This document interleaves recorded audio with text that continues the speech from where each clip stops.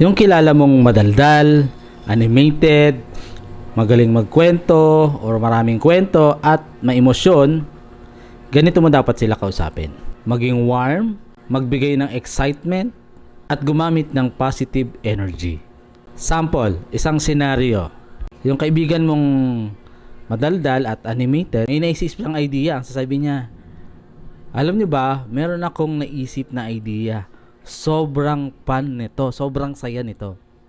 So, paano mo ngayon siya i-approach ng hindi na open?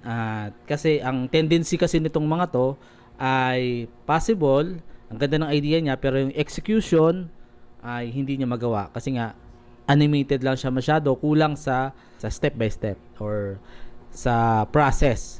So, ano ang gagawin mo sa kanya? Kasi yun na madalas niyang nakakalimutan. So, ito ang best approach sa kanya. Kailangan, i-recognize mo muna siya. Sasabihin mo, wow, exciting yan. Share mo pa yung ibang details. Tapos, tanungin mo ngayon siya kung ano yung mga step para masimulan natin yung plano na yan. So, ganon mo siya i-approach ang isang kaibigan o kakilala na madaldal, animated, maraming kwento at may emosyon na tao.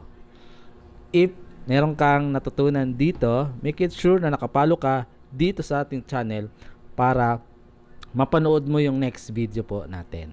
See po. Bye.